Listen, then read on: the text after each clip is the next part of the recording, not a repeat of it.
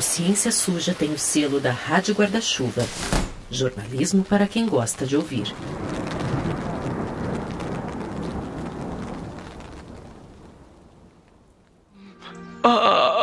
Puxa, parece que eu não me lembro o que foi que eu esqueci.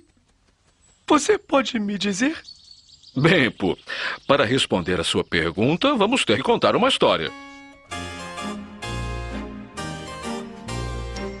Você já deve ter visto algum teste na internet que faz umas perguntinhas e aí determina se você tem esse ou aquele transtorno mental, ou ao menos uma predisposição para esse ou aquele transtorno. A gente aqui viu vários, e para esse episódio resolvemos fazer um dos mais inusitados, o teste do ursinho Pooh, ou Puff para os mais antigos. Se você não conhece, o ursinho Puff nasceu na década de 1920, mas ele bombou a partir dos anos 70 com filmes e desenhos animados. Era um ursinho fofo, de camisa vermelha bem esquecido, que vivia aventuras no bosque com seu grupo de amigos. Bom, no teste do ursinho Puff, a pessoa responde 33 questões e no fim recebe um gráfico com porcentagens sobre quão próxima ela está de 7 transtornos psiquiátricos. Você pode ter 50% de autismo, 30% de TDAH, 80% de depressão, e cada condição dessas é associada a um personagem do desenho. O leitão, por exemplo, é a ansiedade. Nós vamos cair de uma cachoeira, vai ser uma queda e tanto. O Cristóvão, o menino que fala com os animais, é a esquizofrenia. O canguruzinho guru é o autismo. O burrinho bisonho é a depressão, enquanto o coelho Abel representa o transtorno obsessivo-compulsivo, o TOC. Já o tigrão, o melhor amigo do Puff, ilustra o transtorno do déficit de atenção com hiperatividade, que é o TDAH. E o Puff em si representa o transtorno do déficit de atenção, o TDA, sem H. Todos os personagens têm algumas características que realmente marcam esses transtornos. Pense. Oi, algum problema, filho? Não, eu só estava pensando. Ah, é mesmo? E em quê? Puxa vida, você me fez esquecer. O teste do ursinho Puff foi desenvolvido pelo site IDR Labs, que tem vários outros testes de personalidade. Essa brincadeira com o ursinho Puff viralizou no Twitter em 2019 e depois se expandiu para várias outras redes. Aqui no Ciência Suja, o negócio pegou também. Mais uma que claramente mentiu no teste do ursinho Puff. Tem um pouco mais de transtorno de... Aqui, ó. Mas a Thaís não deu mais de 90% de toque, não é verdade esse teste. É verdade que a Thaís é... Se pá, a Thaís é muito pior do que eu no toque, cara. Nossa, a Thaís, quando eu tento fazer alguma tarefa de casa aqui, ela vai e faz de novo porque não ficou bem feito. Se sai 1 milímetro da linha que ela imaginou, ferrou. O fator ansiedade leitão tá torando ali, ó, no 60%. A gente vai ter que sair daqui pro psiquiatra e pra terapia de casal, pelo visto. O teste do ursinho Puff até acertou mais ou menos uns traços aqui do time. Mas daí a vincular essas características a transtornos já é um passo bem longo. E o lance é que não tem como você não ter sinais de ao menos um deles, segundo esse teste. A gente também leu comentários de quem compartilhou o próprio resultado do teste do ursinho Puff nas redes. Uma coisa que chamou a atenção foi a quantidade de gente dizendo: agora tudo faz sentido na minha vida. Ou, se eu soubesse que tinha um transtorno, não teria me cobrado tanto para ser melhor. E isso mesmo com o site do IDR Labs reforçando que aquele era apenas um teste preliminar e que só um profissional poderia chegar a um diagnóstico. A gente entende que a internet está cheia de quizzes e que tem alguns que vão mais no tom de brincadeira. Mas tem duas coisas.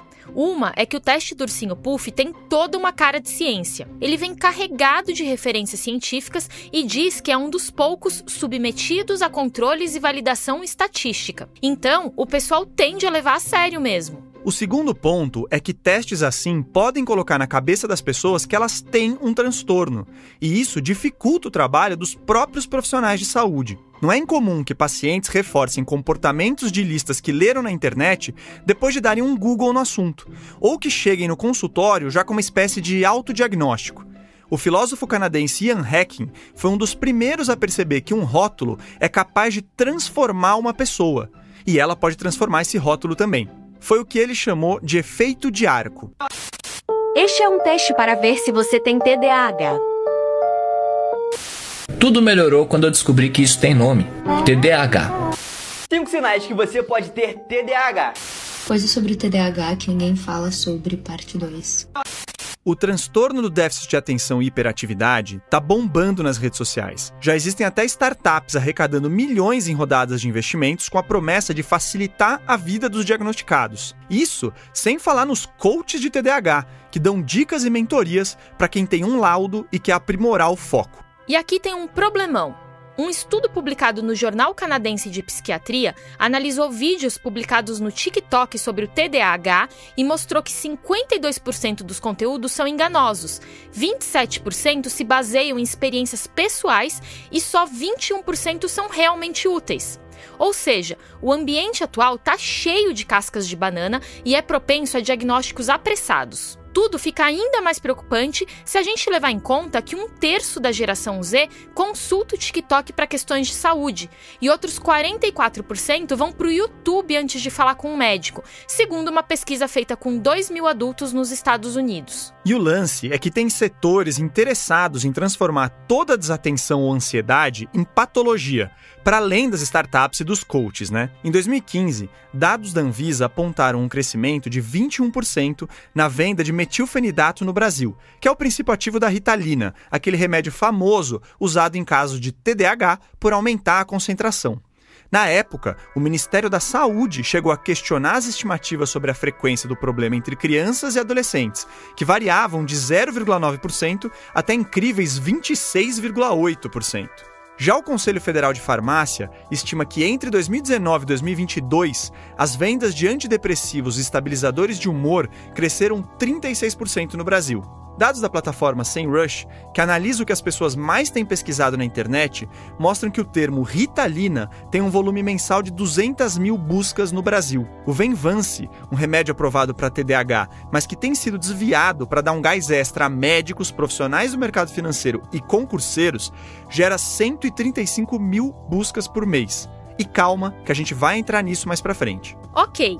Você poderia até argumentar que esses números também refletem uma maior conscientização sobre transtornos mentais e uma melhora no diagnóstico, o que gera mais tratamentos e mais venda de remédios. Só que uma parte importante desse boom de transtornos psiquiátricos, e agora a gente está falando de diferentes deles, não só do TDAH, vem de consultas apressadas, interpretações erradas de pesquisas, flexibilizações excessivas dos diagnósticos e, claro, grana. Ele vai fazer vestibular, na turma dele é o único que não toma lá a anfetamina para se concentrar. Até hoje a psiquiatria está buscando ali nos neurotransmissores aonde está exatamente o substrato orgânico e não encontra. O que a gente tem que proteger as pessoas é dos malefícios que o uso indiscriminado de psicofármacos traz, como por exemplo a síndrome de retirada. Isso é sério, né? Eu tenho dito que isso é um crime endossado por um diploma, né? Neste episódio, a gente vai mergulhar na hipermedicalização da saúde mental e explicar o que tem de ciência suja por trás dela. Tem gente lucrando e muito nesse campo minado. E tem gente sofrendo também. Meu nome é Thaís Manarini. Eu sou o Telro Preste. E esse é o 3º episódio da 3ª temporada do Ciência Suja, o podcast que mostra que em crimes contra a ciência, as vítimas somos todos nós.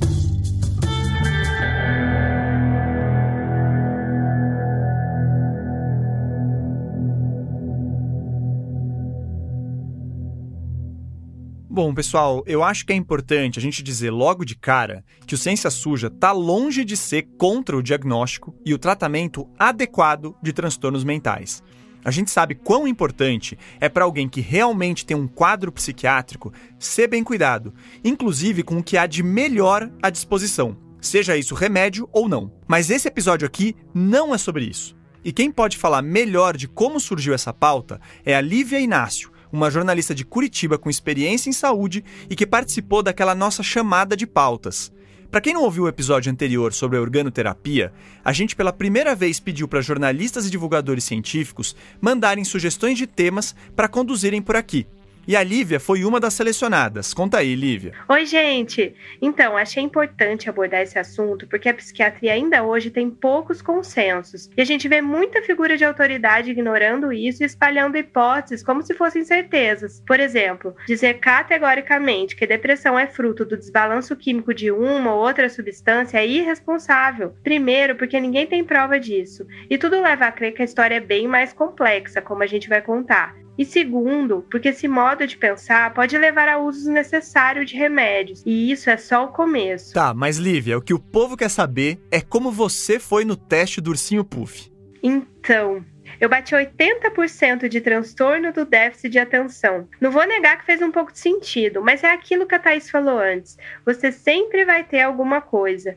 Além do TDA sem o H, eu tive 77% de TDAH, 67% de TOC, 50% de esquizofrenia, 47% de ansiedade, 23% de depressão e 20% de autismo. Isso faz a gente se perguntar, será que todo mundo tem algum transtorno mental ou tem algum problema no modo como o teste define o normal e o diverso? Pois é, eu bati 0% de depressão, mas de resto também apitei em todas as caixinhas. E esse questionamento da Lívia é parecido com o que muitos especialistas fazem ao chamado DSM, conhecido como a Bíblia da Psiquiatria, e usado como base para o teste do Ursinho Puff. DSM é a sigla em inglês que se refere ao Manual Diagnóstico e Estatístico de Transtornos Mentais. É um livro enorme, de quase 1000 páginas, publicado pela Associação Americana de Psiquiatria desde 1953 e atualizado de tempos em tempos. O DSM foi criado para guiar a atuação dos profissionais da área e descreve as condições mentais. Ele surgiu na mesma época do primeiro remédio psicotrópico considerado moderno, a clorpromazina para esquizofrenia. Assim como o Cadastro Internacional de Doenças, o CID, o DSM lista condições a serem tratadas. Só que o CID foca mais em doenças do que em transtornos. Mas qual que é a diferença, Lívia? Pois é, simplificando bastante o que eu ouvi de especialistas, o conceito de doença tem uma vinculação mais direta com algo que dê para ver ou medir no organismo. Se a glicemia de jejum passa de 100, é diabetes. Se a pressão está 14/9, é hipertensão. Claro que tem sutilezas nesses pontos, mas na psiquiatria isso é bem mais difícil, e o limite entre o que é considerado normal e o disfuncional é mais cinzento. Então, principalmente a partir da década de 80, depressão e afins começaram a ser chamados de transtornos e não doenças. Foi nessa época que saiu a terceira edição do DSM, o DSM-3, como se fala. Quem conta isso é o psiquiatra Mário Eduardo Costa Pereira, que também é professor de psicopatologia clínica da Universidade Estadual de Campinas. O conceito de doença mental sempre foi um problema para a psiquiatria, porque para ser reconhecida como especialidade médica, tinha que ter uma doença que ela trata. Só que a ideia de doença mental entra em conflito com a noção de doença nas outras áreas, porque se ela é nessa noção cartesiana, se ela é mental, ela não pode ser doença, porque doença é da parte física da coisa extensa do Descartes. Por isso que você não tem doença de pânico, doença depressiva. Você tem um transtorno depressivo, você tem um transtorno de pânico. O objetivo disso era reforçar o caráter biopsicossocial da condição mental, ou seja, a ideia de que um transtorno psiquiátrico é influenciado por questões biológicas, mas também por questões psicológicas e sociais. E sim, uma coisa influencia a outra, mas eu estou simplificando aqui só para ficar mais didático, porque na prática o aspecto biológico, aquilo que viria de dentro, sem muita influência externa, que seria um desbalanço químico inerente, acabou ganhando mais atenção com a chegada dos medicamentos modernos, dos exames e das novas tecnologias. O professor Mário traz um exemplo do dia a dia pra gente. O sujeito chega assim, doutor, não estou conseguindo dormir.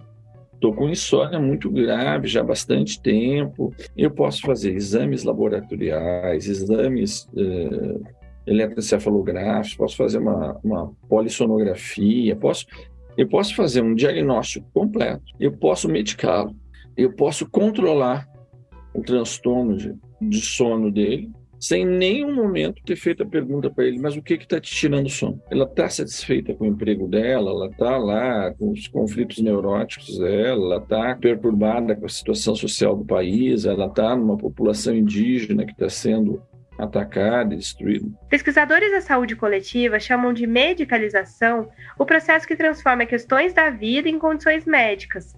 Na psiquiatria, isso pode levar àquela coisa de achar que a tristeza precisa ser curada e que a frustração não pode existir. Boa, Lívia! Uma das consequências da medicalização é a medicamentalização, que é quando o remédio vira a principal forma de lidar com situações normais. Verdade que essas críticas são feitas a vários campos da medicina, mas a psiquiatria costuma estar no centro do debate. Nesse episódio, a gente fala em hipermedicalização se referindo ao boom da medicalização da vida. Mas voltando pro DSM, aquele manual norte-americano da psiquiatria que é super reconhecido. Ele tá na 5ª edição, é o DSM-5, lançado em 2013. E para alguns críticos, parte do problema da medicalização atual vem de alterações feitas nas últimas edições desse guia. As mudanças incluem desde a ampliação de diagnósticos até a criação, entre aspas, de novos transtornos que têm sintomas difusos, que são meio parecidos com sentimentos e sensações normais, de novo entre aspas. Uma das vozes mais críticas ao DSM é o Allen Francis. Ele é um psiquiatra e professor emérito da Universidade de Duke, nos Estados Unidos. O Allen Francis trabalhou na criação do DSM-3 e foi ninguém mais, ninguém menos do que o diretor da equipe por trás do DSM-4. A gente conversou com ele para esse episódio. No livro que foi traduzido para o português como Voltando ao Normal, o Francis defende que emoções e comportamentos têm sido convertidos em condições atípicas por causa de categorias diagnósticas frágeis e laudos apressados. Já em Fundamentos do Diagnóstico Psiquiátrico,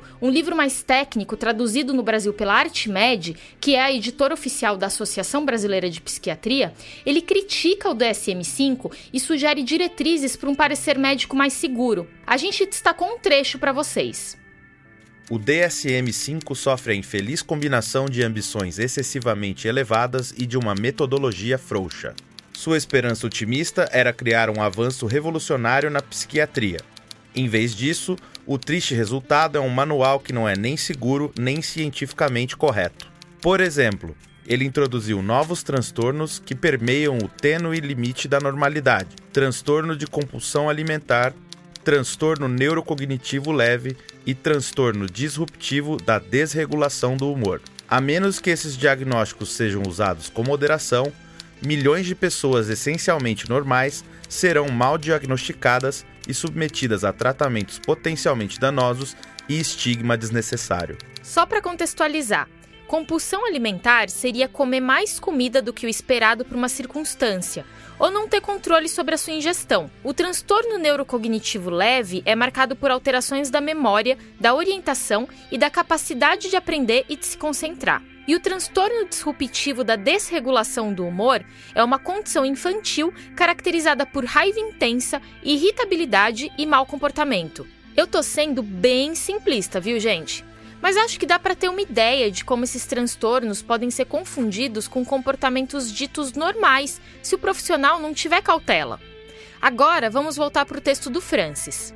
O DSM-5 também reduziu os requerimentos para diagnosticar transtornos existentes. Por exemplo, 2 semanas de luto normal se transformaram em transtorno depressivo maior. Os critérios para o TDAH adulto foram afrouxados, podendo ser confundidos com distração normal e facilitando o uso ilegal de estimulantes prescritos para aumento de desempenho ou propósitos recreativos. Mas o Francis não critica apenas o DSM-5. Ele também vê problemas no que os profissionais fizeram a partir de brechas no 4. E lembrando, o Allen Francis dirigiu o DSM-4, que saiu em 1994. Olha só o que ele escreveu naquele mesmo livro, o Fundamentos do Diagnóstico Psiquiátrico. Ao longo dos últimos 20 anos, passamos por 3 modismos imprevistos, parcialmente precipitados pelo DSM-4. Um aumento de 20 vezes no transtorno do espectro autista, a triplicação do transtorno de déficit de atenção e hiperatividade, TDAH, e a duplicação de transtornos bipolares. O modismo mais perigoso é um aumento de 40 vezes em transtornos bipolares infantis, estimulado não pelo DSM-4, e sim pelo marketing enganoso e imprudente das companhias farmacêuticas. Da população dos Estados Unidos, 20% estão tomando um medicamento psicotrópico, 7% estão dependentes de um, e overdoses com medicamentos legais agora causam mais internações em serviços de emergência do que overdoses com drogas ilegais. Claro que, em certos casos, estender a faixa de um diagnóstico não é ruim, pelo menos não em tese. Se eu tô sofrendo muito com uma condição, eu vou deixar de receber ajuda e até tratamento só porque não dá para me encaixar num perfil? Além disso, o aumento nos diagnósticos pode ter a ver com uma maior conscientização sobre saúde mental e um menor tabu sobre o tema. Mas a quantidade de transtornos diagnosticados hoje supera tanto as projeções iniciais da Associação Americana de Psiquiatria que algo parece estar fora do lugar. Pensa no autismo. Os transtornos do espectro autista foram sendo ampliados já na 4ª edição do DSM. E esse processo se intensificou muito na 5ª edição, o DSM-5. Quando Francis e o time dele deram um pontapé inicial para essa mudança, a ideia era tornar o diagnóstico mais objetivo e menos excludente. Mas não foi só isso que aconteceu. Em entrevista ao jornal The New York Times, agora em 2023, o Francis contou que estimativas previam um aumento de 3 vezes no número de autistas diagnosticados após a publicação do DSM-4. Só que um estudo publicado em janeiro de 2023 no periódico científico Pediatrics mostrou que nos últimos 16 anos o número de diagnósticos de autismo saltou 500% nos Estados Unidos. Segundo o Centro de Controle e Prevenção de Doenças de lá, 1 em cada 150 crianças era diagnosticada com autismo em 2007. Isso 13 anos depois do lançamento do DSM-4 e 6 anos antes do DSM-5. Hoje, esse número é de 1 a cada 36 crianças. Foi de 1 para 150 para 1 em cada 36. Em abril de 2023, o Allen Francis escreveu no Twitter que a ampliação da categoria do autismo é o seu maior arrependimento na elaboração do DSM-4.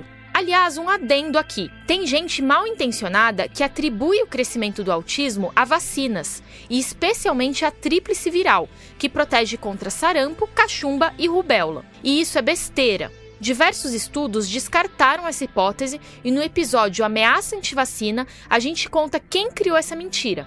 E um spoiler aqui, tem muita grana e fraude envolvida. Mas olha só como uma expansão da definição do diagnóstico e principalmente uma leitura deturpada do conceito de autismo podem ajudar a inflar um movimento anti-vaxxer.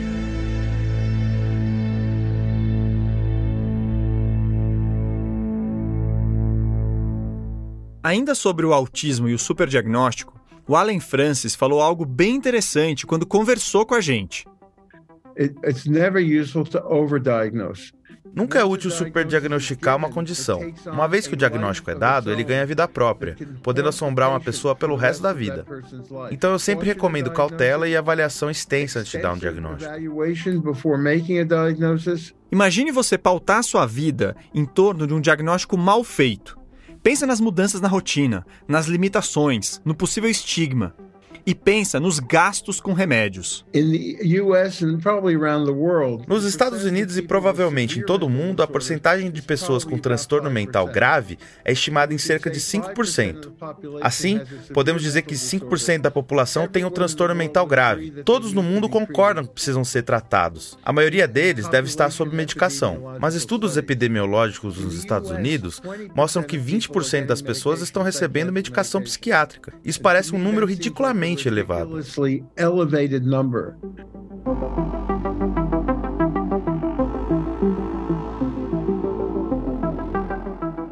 Mas tem gente que critica o hiperdiagnóstico sem nem entrar no mérito dos manuais de psiquiatria. O problema teria origem em consultas médicas rápidas e desatentas, em salas de aula em que os professores rotulam as crianças por causa de algum comportamento mais desafiador, ou mesmo em conteúdos nas redes, que glamourizam e simplificam transtornos mentais. Para entender isso melhor, a Lívia conversou com a psicóloga infantil Cecília Antipoff, que acompanha essas situações na prática. Conta mais sobre esse papo, Lívia. Bom, a Cecília Antipoff, além de psicóloga, é doutora em educação pela Universidade Federal de Minas Gerais e escreve sobre os riscos de rotular e medicar crianças de modo apressado. Ela contou que recebe na clínica muitos pais com cartinhas de escola dizendo que o filho provavelmente tem TDAH, autismo, transtorno desafiador opositor ou outra condição atípica. E aí a criança já chega pré-diagnosticada, como a Cecília disse. Outro caso comum é o de crianças que foram atendidas por neuropediatras, psiquiatras, de modo apressado, e mesmo assim já tem um laudo e até tomam um remédio. Mas já respiro fundo e pergunto, quanto tempo você esteve ali com esse profissional falando da sua criança, do seu filho, da sua relação? Aí já escutei 30 minutos, 20 minutos, 10 minutos. e agora tem chegado para mim nos 5 minutos. Então, já deu para perceber que a Cecília defende um olhar cuidadoso e prolongado antes de fechar um diagnóstico, e principalmente antes de prescrever medicamentos, o que, por sinal, é apoiado por evidências científicas. Eu escuto muito das mães assim, Cecília, por que você é contra diagnóstico? Eu falo, absolutamente, eu não sou contra diagnóstico, eu trabalho com isso, eu seria irresponsável e antiética. Eu acredito em um bom diagnóstico, que ele é feito como? Com um olhar multiprofissional.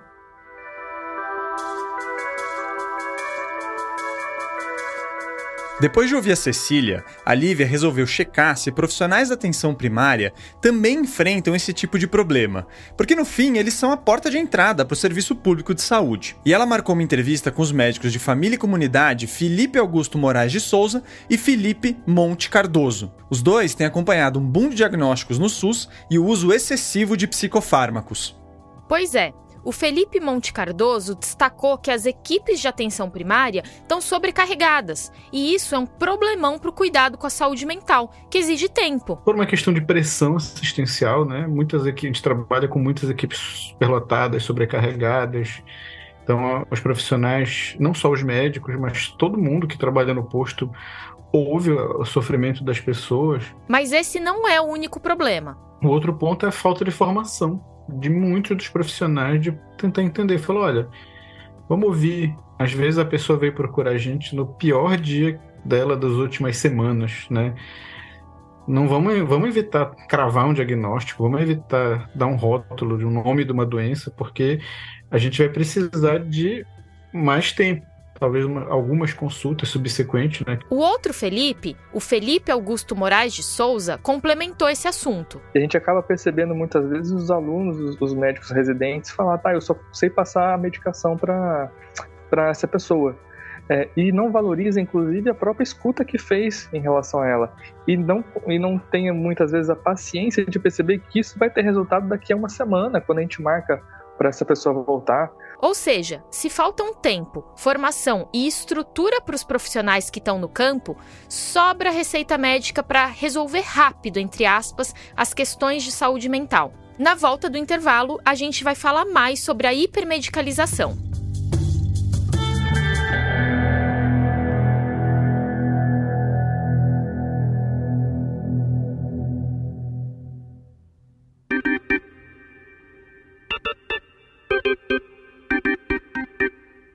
E, gente, esse intervalo é para lembrar você que o Ciência Suja tem o apoio do Instituto Serra Pilheira, que promove a ciência e a divulgação científica no Brasil. Para crescer e garantir a sustentabilidade do nosso projeto, agora a gente também está com um programa de financiamento coletivo na Aurelo. É só acessar o site deles e procurar pela gente para ver os planos, que vão de R$10 a R$50. Ao assinar, você vai ter acesso a conteúdos exclusivos e, dependendo do valor, a brindes, a sorteios de livros e outras coisas também. A própria Lívia virou assinante aqui, né, Lívia? Opa, e recomendo muito. E uma coisa importante, a gente falou no último episódio que só dava para virar apoiador pelo Aurelo pelo computador, mas não é bem assim. Quem tem um iPhone não consegue virar assinante pelo aplicativo de celular da Aurelo.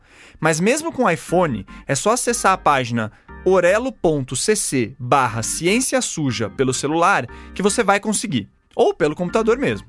Eu sei que é meio chato, mas tenha certeza que você vai ajudar demais a gente fazendo isso.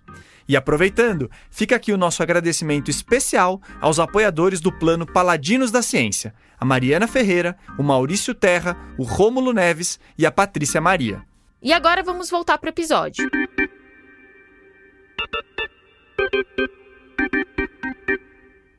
Nenhuma medicação é totalmente ruim e nenhuma medicação é totalmente boa. A gente sabe disso. Você tem sempre contraindicações, efeitos colaterais, etc, etc. Mas, sem dúvida alguma, a medicação psiquiátrica está sendo utilizada muito além da sua possibilidade de ajuda de tratamento, com exagero, com riscos, dado a uma devida enorme mercantilização.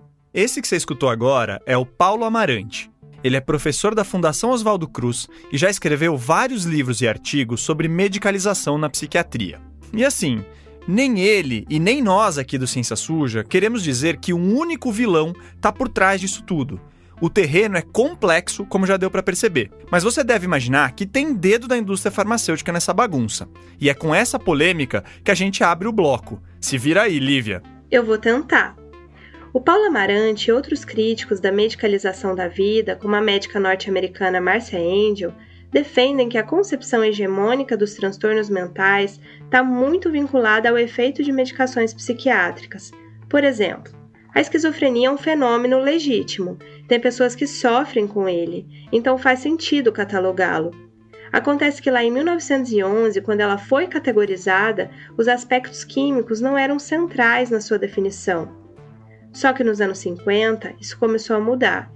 Quando a ciência descobriu que a clorpromazina, usada para controlar náuseas e vômitos, diminuía os níveis de dopamina no cérebro e amenizava sintomas psicóticos, a esquizofrenia passou a ser encarada como resultado do excesso de dopamina. Essa teoria da dopamina já era estudada fazia um tempo, e quando o remédio mostrou certa eficácia, alguns profissionais pegaram o mecanismo dele, viraram esse mecanismo do avesso, estabeleceram uma causa para a esquizofrenia. Em termos técnicos, eles transformaram uma correlação em causa. É um erro grave do ponto de vista científico e que acaba supervalorizando a medicação. Se o problema é o excesso de dopamina e o meu remédio baixa a dopamina, pronto, tá resolvido. É só se medicar para sempre que a esquizofrenia some. A mesma coisa aconteceu com a depressão. Há mais ou menos 30 anos foram desenvolvidos os inibidores seletivos da recaptação de serotonina. Simplificando, esses remédios não deixam a serotonina ser recaptada pelos neurônios, e aí esse neurotransmissor fica circulando por mais tempo no cérebro. Como esses medicamentos amenizam os sintomas de muitos pacientes, se espalhou por aí a ideia de que a causa da depressão era a baixa quantidade de serotonina na ativa. Isso ficou convencionado até mesmo na fala de especialistas. A Lívia falou que ficou convencionado, bem entre aspas, porque nunca houve evidência científica suficiente de que a depressão é sinônimo dessa deficiência de serotonina, ou só dessa deficiência. Mas quem é que anda espalhando essa fake news? Bom, é parte da própria classe médica, e a gente explica melhor depois como ela compra e vende esse discurso. Na teoria, os médicos meio que sabem que ainda não há uma causa química comprovada de nenhum transtorno mental. Até porque, se isso um dia for caracterizado, provavelmente vai envolver um conjunto gigante de substâncias, de sinais elétricos, e não de uma ou outra molécula. Mas não é isso que é difundido. E aí, o remédio ganha mais relevância. Isso aqui, gente, também pode servir como crítica aos jornalistas e comunicadores, que, para resumir, ou por qualquer outro motivo, acabam definindo transtornos psiquiátricos como o desbalanço desse ou daquele neurotransmissor. A boa notícia é que tem pesquisadores e profissionais, e não são poucos, querendo acabar com esses mal-entendidos. Um exemplo é a psiquiatra britânica Joanna Moncrief. No ano passado, ela e um time de 5 estudiosos publicaram uma revisão imensa na Molecular Psychiatry, uma publicação da Nature, com tudo o que já se sabe sobre a teoria da serotonina e da depressão. A pesquisa conclui que não há evidências convincentes de que a depressão esteja associada a ou seja causada por concentrações mais baixas de serotonina, ou atividade do neurotransmissor. Pois é, e tem algo mais problemático aí. Vamos voltar um pouco na história. Na segunda metade do século passado, a urbanização e os movimentos de contracultura estavam a mil. Tava rolando reforma psiquiátrica com fechamento dos manicômios, novos modelos de cuidado e transformações em peso. E aí, de um lado, a indústria farmacêutica queria aumentar seus rendimentos e via a saúde mental como um mercado pouco explorado. Do outro, os cabeças da psiquiatria vinham perdendo a hegemonia no universo de transtornos mentais com a quantidade de psicoterapias.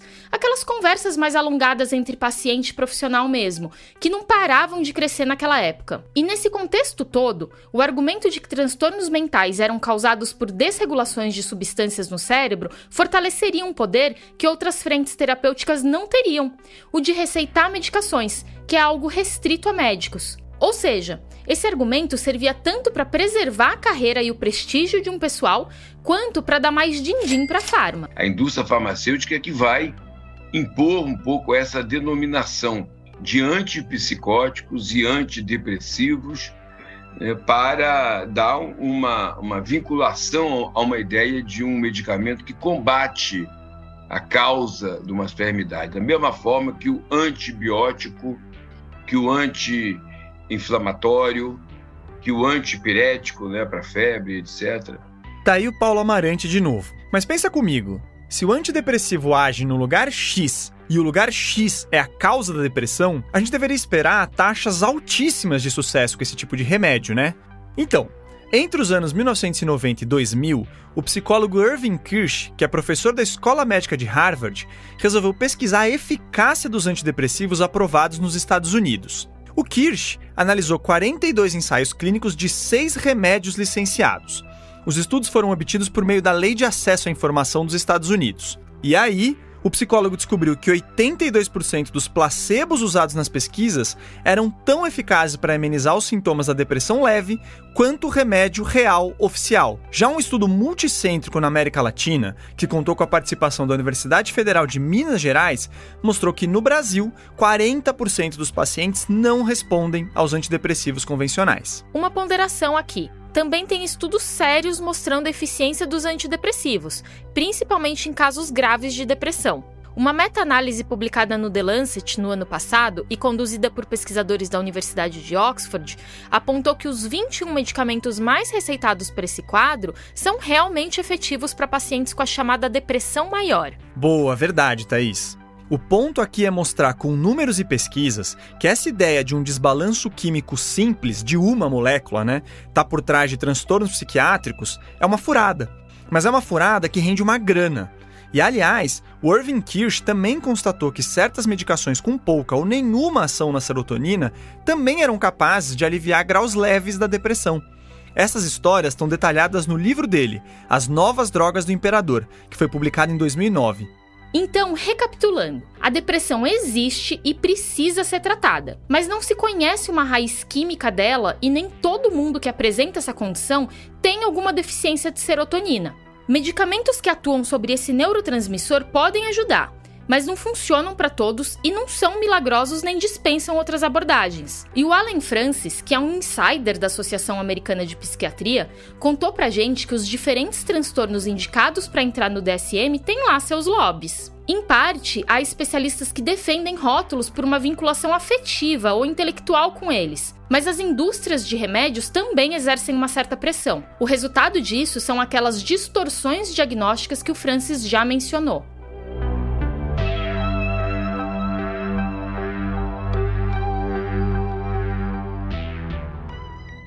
Na minha apuração, ficou nítido que a gente que é jornalista muitas vezes acaba enrolado nessas. É comum ouvir em entrevistas a velha história de que esse ou aquele transtorno é um problema cerebral comprovadíssimo. E um levantamento bibliográfico sem ajuda não é lá uma coisa rápida que a gente consiga fazer com fechamento diário batendo na porta. Quem passou por isso foi o jornalista norte-americano Robert Whittaker, que mergulha fundo nesse tema há 30 anos. Os médicos que ele entrevistava costumavam dizer que o remédio psiquiátrico para quem tinha esquizofrenia era como insulina para o diabético, deveria ser tomado para sempre. Mas um dia ele pediu um estudo que comprovasse que pacientes com esse transtorno tinham mais dopamina antes de usarem os medicamentos do que depois de começarem a se tratar. E o entrevistado disse que não tinha. O Whittaker ficou chocado, porque ele tinha acabado de escrever uma matéria especial para o Boston Globe criticando pesquisas que deixavam pessoas com esquizofrenia sem remédios para descobrir como elas ficariam sem eles. A reportagem argumentava que esse tipo de estudo era antiético, porque ninguém faria isso com um diabético, tirar a insulina dele para ver o quanto ele aguentaria.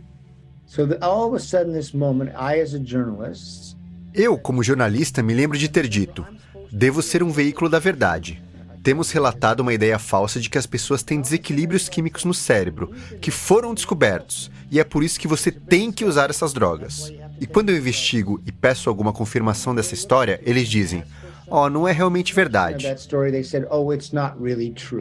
No livro Anatomia de uma Epidemia, o jornalista também mostra os efeitos negativos que remédios psiquiátricos podem gerar a longo prazo. Analisando vários estudos já feitos sobre o uso crônico desses remédios, Whittaker revela que eles podem criar perturbações por fazer o cérebro funcionar de um jeito diferente do que estava acostumado. É por isso que quando abandona o remédio, uma pessoa pode sentir sintomas até piores do que antes do tratamento. Muitas vezes isso é confundido com uma recaída, o que tende a levar o paciente de volta para a medicação. O Royal College of Psychiatrists, a principal organização profissional de psiquiatras do Reino Unido, fez uma lista com 27 sinais associados à retirada dos antidepressivos. A gente destaca alguns aqui: pânico, irritabilidade, sensação de choque, pesadelos, diarreia, perda de apetite, distúrbios de visão, zumbidos e até uma espécie de gripe.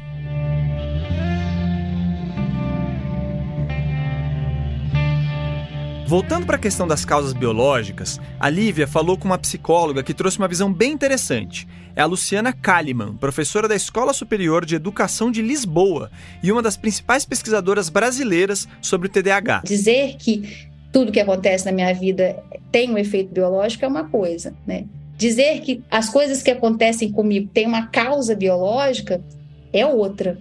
O TDAH também está entre as condições mentais que tiveram supostas causas justificadas a partir do funcionamento dos remédios. Já se usou muito este argumento, né? Então, porque o remédio faz efeito, é uma prova de que é neuroquímico, né? Só que mesmo esse argumento, né, assim, ele é extremamente problematizado porque o medicamento também faz efeito em pessoas que não têm o diagnóstico. Esse ponto sobre remédios fazerem efeito também em quem não tem transtornos levanta outra lebre, a das chamadas lifestyle drugs, ou drogas do estilo de vida, entre aspas. A gente está falando do uso de medicações psiquiátricas que geram efeitos rápidos para potencializar certas capacidades mentais, ou mesmo de maneira recreativa. E isso está super na moda. My handwriting got neater. I thought that was so cool. My mind came alive. My body felt alive. It works like a bang. A série da Netflix Take Your Pills, que está na lista de referências desse episódio, mostra um pouco dessa tendência nos Estados Unidos. Lá, remédios como a Ritalina viraram mania entre os universitários. Eles usam esses medicamentos para ficarem concentrados e conseguirem estudar mais e mais, ou para alcançarem um maior sucesso profissional. A questão que fica é: como eles conseguem acesso a medicamentos com prescrição? Ou tem contrabando de alguma forma, ou tem médico receitando sem fechar um diagnóstico bem feito. A Ritalina também faz sucesso como droga de estilo de vida aqui no Brasil. Mas o Venvance, liberado pela Anvisa para tratar TDAH e transtorno da compulsão alimentar, parece ser a bola da vez. Uma reportagem da revista Piauí, publicada em junho do ano passado, mostra que esse remédio chegou a faltar nas farmácias, ao mesmo tempo que era vendido de modo ilegal nas redes sociais. Isso para profissionais do mercado financeiro e concurseiros, principalmente. Segundo o texto, um dos grupos do Telegram em que esse comércio acontecia, chamado Venvance Ritalina Concerta, tinha mais de 1.000 membros e os produtos podiam ser enviados via correio para qualquer lugar do país. Uma matéria da Folha de São Paulo, um pouco mais recente, menciona a mesma febre e cita um estudo italiano que revela: as drogas de estilo de vida estão entre as mais consumidas pelos estudantes no mundo. Elas só perdem para maconha. Aliás, a gente vai ter episódios sobre maconha em breve, com o apoio da Fundação Gabo. E assim, a gente não tem provas categóricas de que essa forma de consumo atual é estimulada pelas farmacêuticas, ou mesmo que elas fechem os olhos para isso. Mas há exemplos na história de casos em que a indicação formal de drogas foi afrouxada pela indústria. Um exemplo foi o Valium. Em 1963, ele foi aprovado para lidar com questões ligadas à ansiedade, e sem muitas restrições. Enquanto outros calmantes eram vendidos para pessoas com transtornos psiquiátricos graves, a Roche sugeria que o Valium ajudava com os picos de ansiedade do dia a dia. Teve muita dona de casa, só para citar um público, que comprou esse remédio para lidar com o estresse de cuidar da família inteira, ao ponto que esse foi o primeiro medicamento a alcançar $1 bilhão em vendas. Na época, a mensagem passada era que o Valium não tinha efeitos colaterais severos e não viciava. Representantes de venda da Roche batiam na porta dos consultórios médicos para dizer isso e apontar, entre aspas, literatura científica. Não seria publicidade, e sim educação médica. Sei. Só que não tinha nenhum estudo clínico apontando que o Valium não causava dependência. Até porque ele causava, e isso foi visto em pesquisas posteriores. Mas a Roche resistiu no discurso até quase o fim da validade da patente, e só em 1973 concordou em voluntariamente submeter seu remédio a um processo controlado de prescrição. A gente contou essa história no episódio sobre a crise dos opioides, porque quem desenvolveu essa estratégia de marketing foi um cara chamado Arthur Sackler. Se você ainda não escutou, busca lá. O nome do episódio é Ópio para o Povo. E o Arthur Sackler é o patriarca da família que depois ficaria conhecida por promover a venda indiscriminada de opioides altamente viciantes. Então, assim, histórico de mão da indústria farmacêutica nesse tipo de uso indevido existe.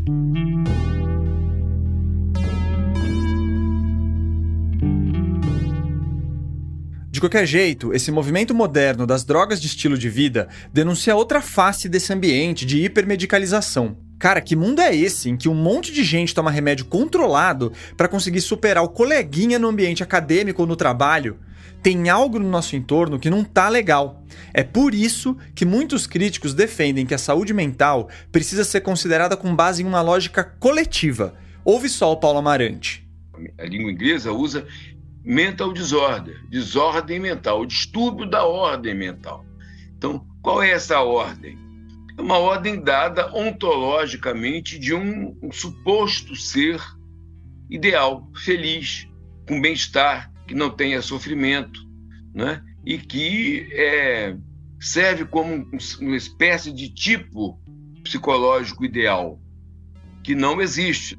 É nesse sentido que a Luciana Kalimann analisa o TDAH dentro de uma linha chamada de ecologia da atenção. Segundo essa perspectiva, condições mentais ligadas à atenção existem, mas elas estão bastante vinculadas ao entorno e a interferências sociais. Segue o raciocínio da professora. Assim, você tinha antes assim, a ideia de que assim, se esse sujeito não era atento, né, se esse sujeito não encaixava, né, se não conseguia, não tinha a nota, não tinha, né, assim, desejada, não tinha, enfim, o resultado, era por culpa dele, ele não se esforçava o suficiente. Aí, o diagnóstico de um transtorno pode ajudar a tirar essa culpa, porque no fim, o problema é a condição e não o indivíduo. Ok, faz sentido. Porque assim, nossa, a vida inteira eu achei que eu era preguiçoso, a vida inteira me chamaram disso, daquilo, né, assim, me culpabilizaram por algo que agora eu descubro que é do cérebro, né? Uau! Né? Assim, não sou eu, né? Assim, não era culpa minha, né? Tudo aquilo que eu senti, né? Assim, eu não precisava ter sentido, porque... Então, você tem, né, um primeiro efeito, eu acho, assim, muito evidente, né? Assim, que você ouve muito nas redes, quando as pessoas narram suas histórias com diagnóstico, né? É essa desculpabilização. Mas... Agora, veja bem, continua sendo individual, entende? O olhar sobre transtornos psiquiátricos ainda é individualizado demais. E tudo bem, individualizar o atendimento faz sentido sob a perspectiva médica.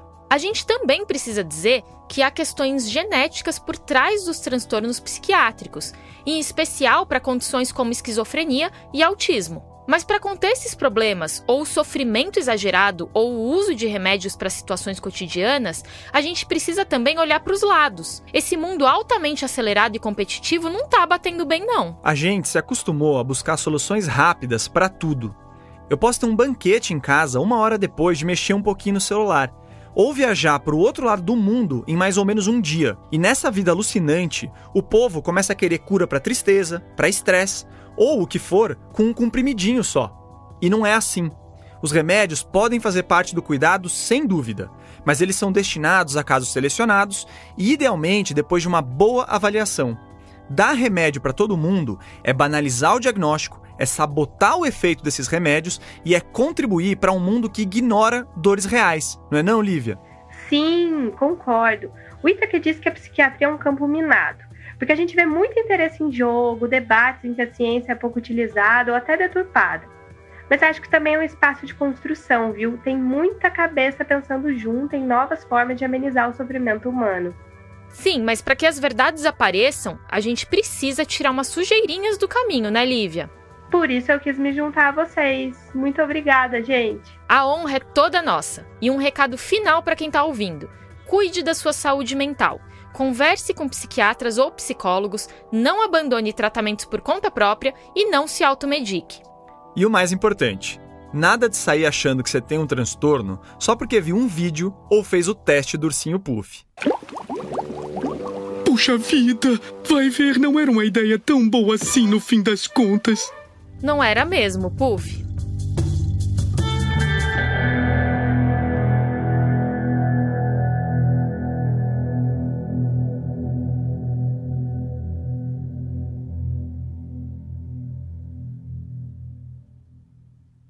Antes de encerrar, eu queria dizer mais uma vez que o Ciência Suja é parte da Rádio Guarda-Chuva, que tem outros podcasts jornalísticos de alta qualidade. E hoje eu queria falar do podcast Dissidentes, que fala de sexualidade, afetividade e gênero e que está de volta com nova temporada. No episódio de estreia, o Renan Suquevicius contou a história de Cassandra Rios, uma das escritoras mais censuradas da ditadura e, ao mesmo tempo, uma das mais lidas da sua geração. As histórias de amor e sexo entre mulheres deixavam os militares de cabelo em pé e mexiam com o imaginário de brasileiras e brasileiros numa linguagem fácil e direta.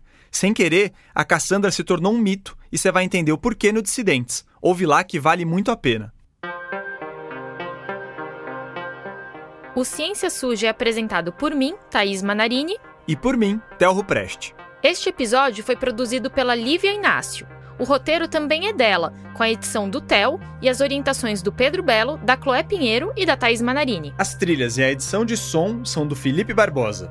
Nesse episódio, nós usamos trechos de desenhos do ursinho Puff da Disney encontrados nos canais Disney Brasil e Desenho Infantil no YouTube. A versão da música tema do ursinho Puff é da Neverland Orchestra. Também usamos um trecho do trailer da série Take Your Pills, da Netflix, e de vídeos encontrados no TikTok. As vozes complementares são do Felipe Barbosa e do Pedro Belo. O projeto gráfico e as artes de capas do episódio são trabalho da Mayla Tanferri e do Guilherme Henrique. Nosso site, o cienciasuja.com.br, foi produzido pelo estúdio Barbatana. Lá você vai ter acesso a materiais extras desse episódio. No nosso site, você também vai encontrar a aba Apoie o Podcast. Se tiver sobrando um dinheirinho no fim do mês, considere assinar um dos nossos planos. Assim você ajuda a gente a seguir com esse trabalho. Até daqui 2 semanas, pessoal!